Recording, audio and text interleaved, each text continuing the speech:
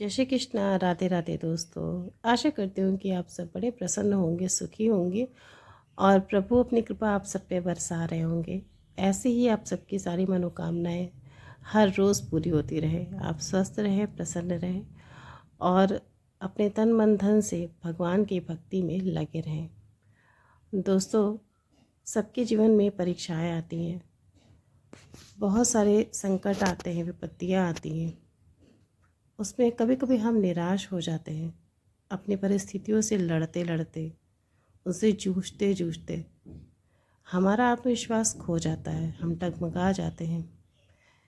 लेकिन अगर हमारे मन से भक्ति चली गई, अगर हमारे मन में भगवान नहीं है, हमारे दुख और निराशा की वजह से अगर प्रभु हमारे मन से चले गए, तो वो हमारे जीवन का सबसे बड़ा नुकसान होता है, सबसे बड़ी हानि होती है।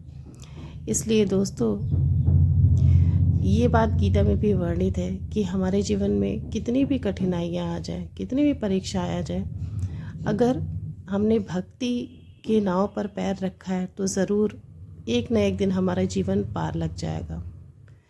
अगर हम भगवान का संग करते हैं, भक्ति का संग करते हैं, साधु संतों का संग करते हैं और भजन करते हैं, साधन करते हैं, तो ज़रूर हमारे अंदर बहुत सारे परिवर्तन आएंगे। जो गलतियां हमसे हमेशा होती है, जिसकी वजह से हमारे संस्कार, हमारे कर्म बिगड़ते हैं, वो धीरे धीरे भगवान की और भक्ति की कृपा से छूटती जाएंगी पीछे, और भगवान की कृपा हम पे दिन बढ़ती जाएगी।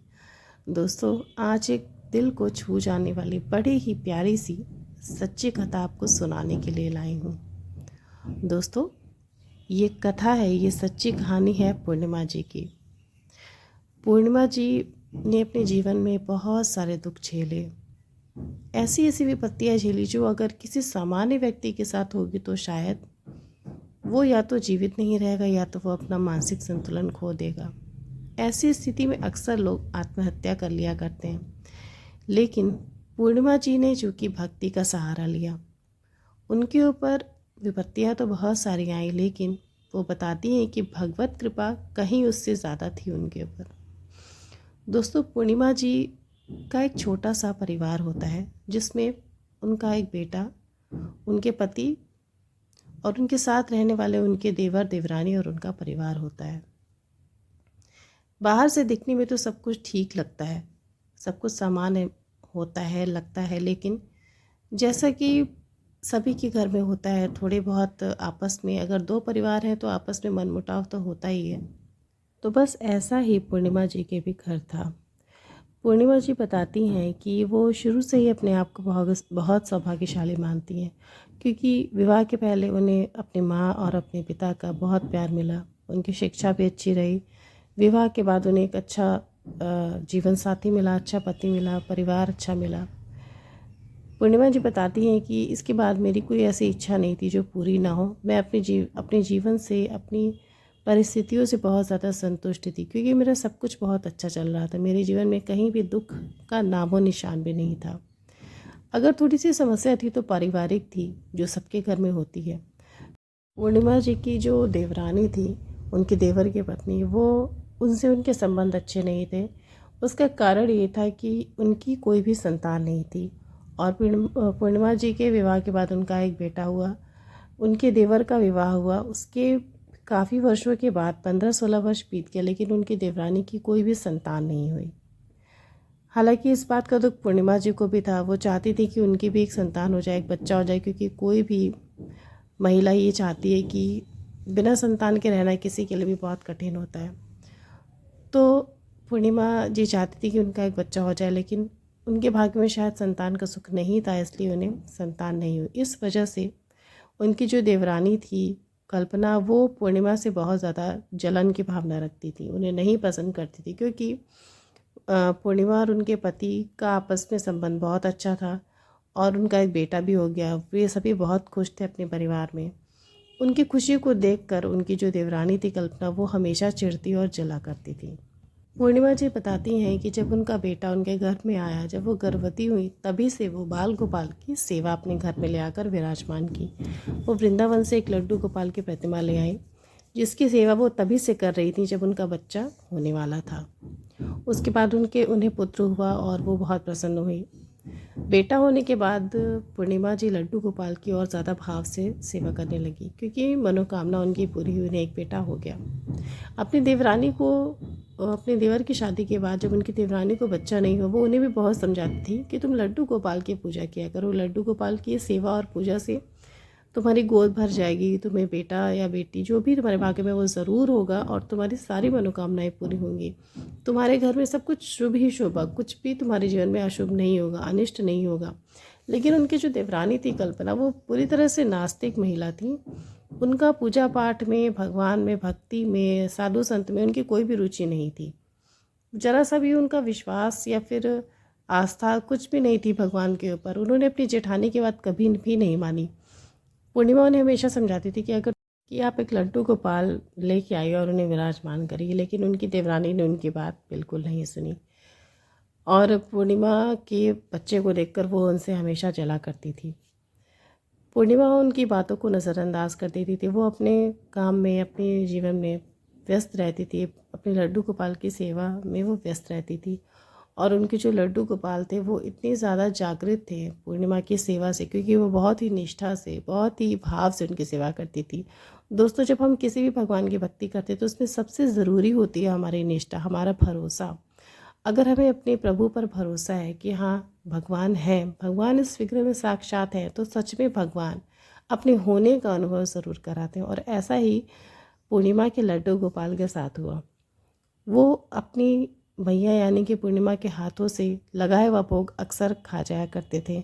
जो जल वो रखती थी वो अक्सर पी जाया करते थे। और सबसे ख़ास बात तो ये है कि पूर्णिमा जो उनके पुराने वस्त्र होते थे, जो हटा कर रख देती थी, जो पुराने हो जाते थे या जो फट जाते थे, वो वस्त्र उनके लड्डू गोपाल को कुछ दिनों के बाद अटते ही नहीं थे, वो छोटे हो जाते थे।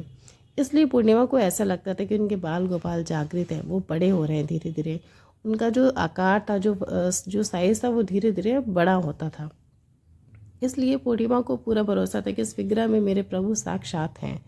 वो लड्डू गोपाल के बड़े भाव से सेवा किया करती थी। पूर्णिमा का बेटा, जिसका नाम था निश्चल, वो धीरे धीरे बड़ा होने लगा। उसने अपनी इंटर की पढ़ाई पूरी की और उसके बाद वो अपनी आगे की पढ़ाई के लिए दिल्ली चला गया। उनके बेटे के दिल्ली जाने के बाद जो उनकी देवरानी थी कल्पना, वो उनसे और भी ज़्यादा जलन की भावना रखने लगी। उन्हें ऐसा लगा कि उनका बेटा तो बड़ा हो गया, वो सफल हो गया, पढ़ लिख के एक दिन अच्छी सी नौकरी करेगा, उसका विवाह होगा, घर बस जाएगा, लेकिन मुझे तो भगवान ने संतान ही नहीं दी। अपने दुख की वजह से वो पूर्णिमा से बहुत ज़्यादा जलती थी, लेकिन पूर्णिमा कभी भी उनकी बात का जवाब नहीं देती थी। उनका बेटा दिल्ली पढ़ने के लिए चला गया। उसके बाद वो यहाँ पर ज़्यादा समय लड्डू गोपाल की सेवा में लगी रही, उसकी सेवा दिन रात करती रही। उनके बेटे निश्चल ने 2-3 साल पूरे हो गए, अपनी पढ़ाई पूरी कर ली और उसकी बहुत ही अच्छी सी बेंगलोर में एक नौकरी लग गई। अब तो पूर्णिमा की खुशी का ठिकाना ही नहीं था। उन्हें ऐसा लगा मानो मेरे जीवन के सारे सपने जो भी मैंने देखे थे वो धीरे धीरे सच हो गए, क्योंकि किसी का भी बेटा या बेटी संतान जब सफल होता है तो वो उस व्यक्ति के लिए सबसे ज़्यादा सौभाग्यशाली क्षण होता है। ऐसा ही कुछ पूर्णिमा जी ने महसूस किया। वो बहुत ज़्यादा खुश थी, लेकिन एक दिन अचानक से उनकी देवर और उनकी देवरानी ने उनसे बहुत ही अजीब सी बात की। उन दोनों ने पूर्णिमा और उनके पति से बोला कि आप लोग अब ये घर छोड़ दीजिए और यहाँ से कहीं और जाकर रहिए। मुझे ये घर बनवाना है और मैं ये घर नहीं दे सकती, ये घर मेरे नाम से है। और वो घर था भी उन दोनों के ही नाम से। पूर्णिमा जी को इस बात की जानकारी नहीं थी। उन्होंने अपनी देवरानी से बोला कि ठीक है, मेरा बेटा जब घर खरीदेगा तो मैं इस घर को खाली कर दूँगी। अभी मैं कहाँ जाकर रहूँ, मेरा कहीं और ठिकाना नहीं है। लेकिन जो उनकी देवरानी थी और देवर थे, वो उन्हें रात दिन बहुत ज़्यादा परेशान करते थे कि आप ये घर जल्दी से जल्दी खाली कर दो, क्योंकि उनके मन में पूर्णिमा और उनके परिवार के प्रति बहुत ज़्यादा जलन था। पूर्णिमा जी ने अपने बेटे निश्चल को ये बात बताई। निश्चल इस बात से बहुत ज़्यादा परेशान हुआ और उसने पूर्णिमा से बोला कि माँ तुम चिंता मत करो, मैं बहुत ही जल्दी तुम्हारे लिए एक बहुत सुंदर सा घर खरीदूँगा, फ्लैट खरीदूँगा।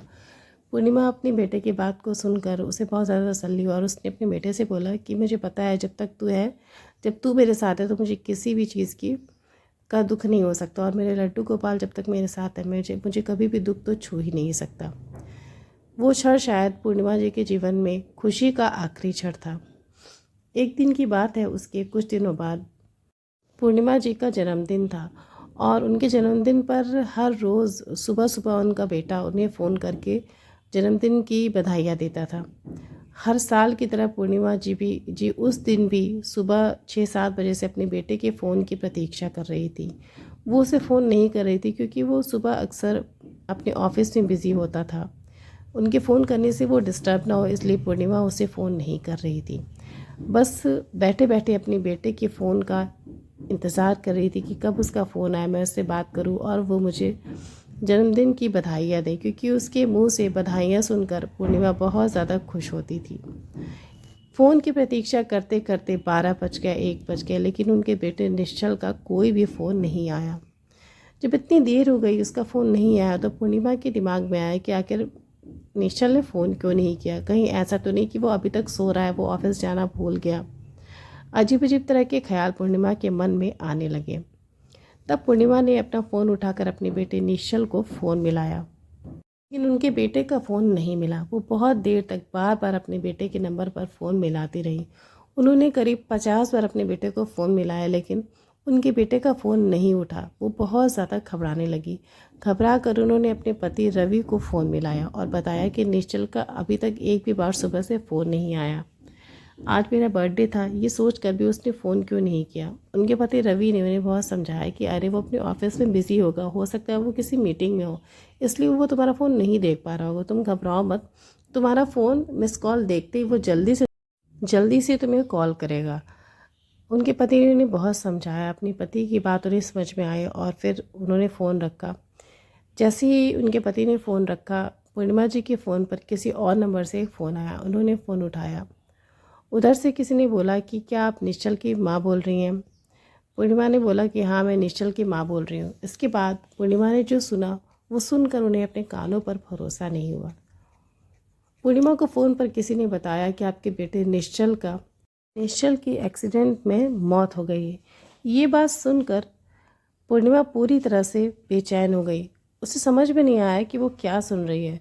उसे अपने कानों पर भरोसा नहीं हुआ। वो अपने दोनों हाथ अपने सर पे रख कर ज़ोर से चिल्ला चिल्ला कर रोने लगी और फ़ोन पर फिर से पूछने लगी कि आप क्या बोल रही हैं, मेरे बेटे को क्या हुआ। उधर से फ़ोन पर आवाज़ आई कि आपके बेटे निश्चल का एक्सीडेंट हो गया था और सर में ज़्यादा चोट लगने की वजह से उसकी मौत हो गई है। पूर्णिमा तो सुनकर जैसे पागल हो गई। वो पागलों की तरह इधर उधर भागने लगी कि अब मैं क्या करूं। उसने तुरंत अपने पति को फ़ोन करके ये बात बताई। उसका पति रवि तुरंत घर उसके पास वापस आया। उन दोनों ने तुरंत उसी समय बेंगलोर निकलने का फ़ैसला किया और फ्लाइट के ज़रिए वो दोनों ही अपने बेटे को देखने बेंगलोर चले गए। पूर्णिमा और रवि बेंगलोर पहुंचते ही सीधे हॉस्पिटल पहुंचते हैं जहां पर उनका बेटा एडमिट होता है, लेकिन हॉस्पिटल पहुंचने से पहले ही उसके बेटे निश्चल की मौत हो चुकी थी। उसकी लाश को, उसके शरीर को देखकर पूर्णिमा पूरी तरह से पागल हो जाती है। उसे ऐसा प्रतीत हो रहा था मानो ये सब कुछ सपना है, ऐसा तो कभी हो ही नहीं सकता। वो तो अपने बेटे के घर आने के लिए उसकी राह सजा रही थी, उसके विवाह के सपने देख रही थी, उसके साथ समय बिताने के बारे में कल्पनाएं कर रही थी, लेकिन उसके साथ तो कुछ और ही होने वाला था। इन सब चीज़ों की तो पूर्णिमा ने कभी कल्पना भी नहीं की थी। इतना बड़ा दुख, इतना बड़ा संकट उसके ऊपर पहाड़ की तरह टूट पड़ेगा, पूर्णिमा ने कभी सोचा भी नहीं था। जैसे ही उसका पति रवि अपने बेटे निश्चल के चेहरे से चादर हटाता है, उसको इस हालत में देखकर पूर्णिमा गिरकर बेहोश हो जाती है। उसे संभालना बहुत ही ज़्यादा मुश्किल होता है। रवि किसी तरह से पूर्णिमा को उठाता है और उसे संभालता है। कुछ ही देर के बाद रवि और पूर्णिमा अपने बेटे की लाश को लेकर वापस अपने घर आने लगते हैं। रवि को पता था कि पूर्णिमा को इस स्थिति में संभाल पाना बहुत ज़्यादा मुश्किल है, इसलिए अपने घर ना जाकर वो पूर्णिमा और अपने बेटे की लाश को लेकर पूर्णिमा की माँ के घर चला जाता है।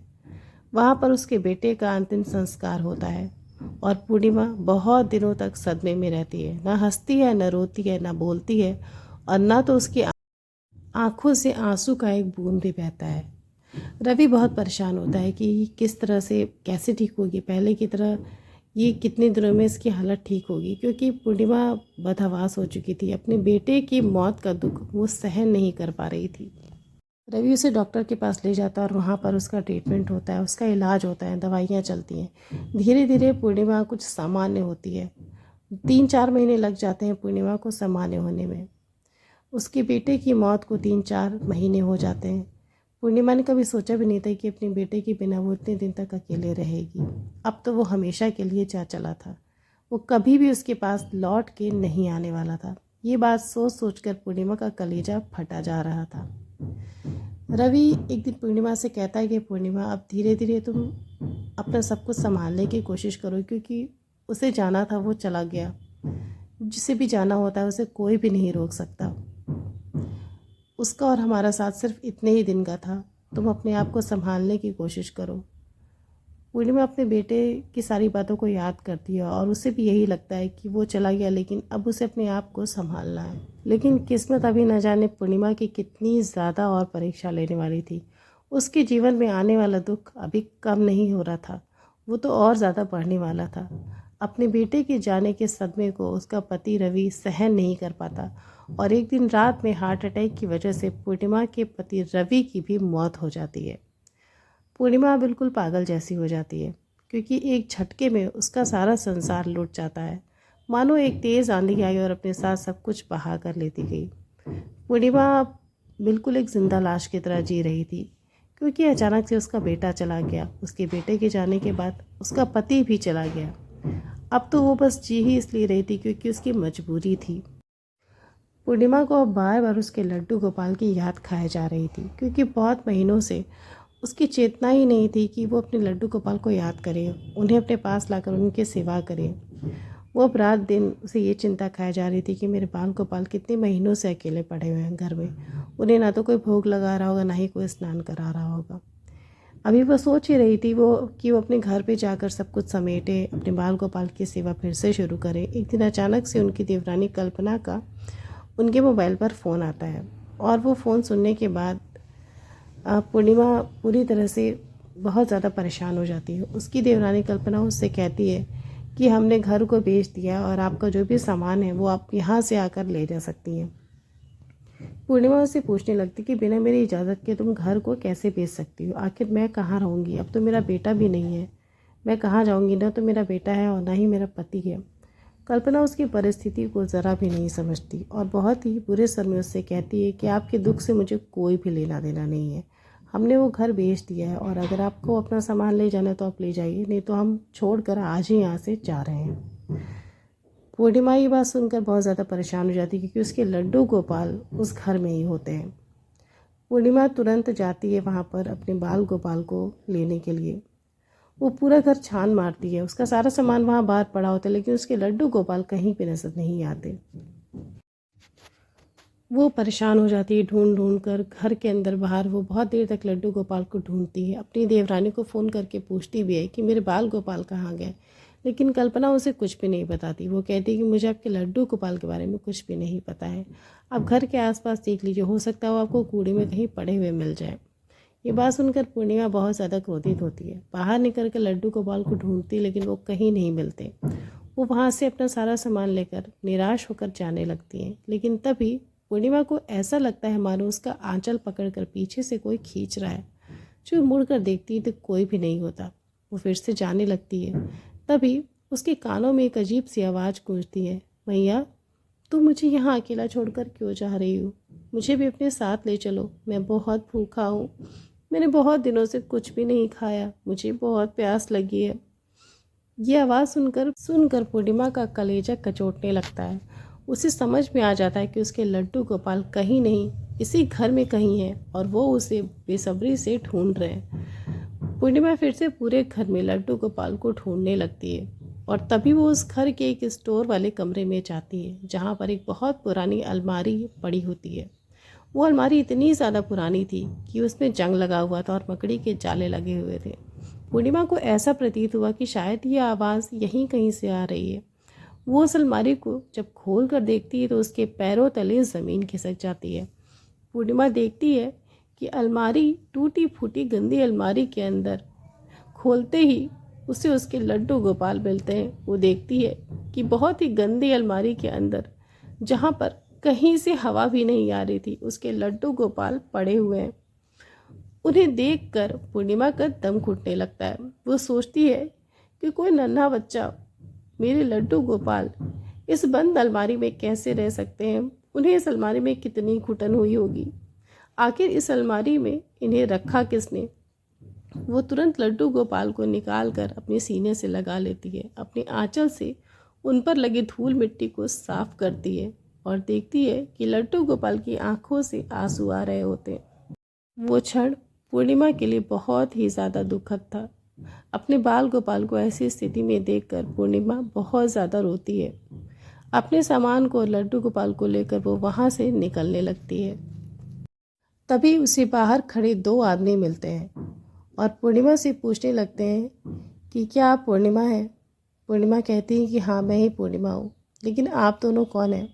क्योंकि उन दोनों को पूर्णिमा पहचान नहीं रही होती। वो दोनों बताते हैं कि मैं आपके पास आपके फ्लैट की चाबी और कागज़ आपको देने आया हूँ। पूर्णिमा चौंक जाती है। वो कहती है कि मेरे पास तो कोई भी फ्लैट नहीं है, बस यही घर था जो भी बिक चुका है। मेरे पास ना तो कोई रहने का ठिकाना और ना ही कोई घर। पूर्णिमा उनकी बात सुनकर बहुत ज़्यादा दुखी हो जाती है, लेकिन वो फिर से पूर्णिमा को रोकते हैं और बताते हैं कि उनके बेटे निश्चल ने कुछ महीने पहले आपके लिए एक घर बुक किया था जो कि बन रहा था और अब वो बन के तैयार हो गया है। इसका पेमेंट भी हो चुका है, बस ये घर आपको लेना है। ये बात सुनकर पूर्णिमा की आंखों में आंसू आ जाते हैं। वो पूर्णिमा के हाथों में उस घर की चाबी थमाते हैं जो कि कुछ ही दूरी पर होता है। पूर्णिमा को ऐसा महसूस होता है कि उसके साथ उसका बेटा खड़ा है। उस चाबी को हाथ में लेकर वो बहुत रोती है, बहुत दुखी होती है और मन ही मन सोचती है कि काश ये चाबी देने मेरा बेटा खुद आया होता। वो खुद अपने हाथों से मुझे ये चाबी देता। अब तो मुझे कुछ भी नहीं चाहिए। पूर्णिमा अपने लड्डू गोपाल को लेकर उस नए घर में चली जाती है जो उसका बेटा उसे दिया होता है और ये पूर्णिमा के जन्मदिन का तोहफा होता है। अपने बाल गोपाल को लेकर पूर्णिमा अपने बेटे के दिए हुए उस घर में रहने लगती है, लेकिन अभी भी वो बहुत ज़्यादा उदास होती है क्योंकि उसे बार बार अपने बेटे की याद आती है। फिर उसका ध्यान जाता है उसके लड्डू गोपाल की तरफ। उसे महसूस होता है कि शायद अब मेरा जीवन सिर्फ भक्ति के लिए ही है। वो रात दिन लड्डू गोपाल की सेवा में, उनकी पूजा में लग जाती है। अपने सब कुछ त्याग कर, अपने सारे दुख, अपनी सारी यादों को भूल कर, त्याग कर वो अब सिर्फ लड्डू गोपाल की सेवा करने में लग जाती है। अपने दुख को तो वो नहीं भूल पाती, अपने बेटे और अपने पति की याद को तो वो नहीं भूल पाती, कोई भी नहीं भूल सकता है, लेकिन वो हमेशा राधा कृष्ण की भक्ति में और लड्डू गोपाल की सेवा में लगी रहती है। दोस्तों, हमारे जीवन में जो हमारे प्रारब्ध होते हैं उनका फल तो हमें झेलना ही होता है, लेकिन अगर हमारे जीवन में भक्ति होती है, भगवान की कृपा होती है, तो हम उस कृपा से अपने दुख को धीरे धीरे भूलने लगते हैं। जैसे पूर्णिमा जी ने अपने दुख को भूलकर लड्डू गोपाल की सेवा में अपना सारा जीवन समर्पित कर दिया। तो दोस्तों, पूर्णिमा की जीवन की अगर ये प्यारी सी कहानी आपको अच्छी लगी हो, आपके दिल को छुआ हो, तो ज़रूर इस कहानी को अपने दोस्तों के साथ शेयर करिएगा और मेरे चैनल को अवश्य सब्सक्राइब करिएगा। राधे राधे।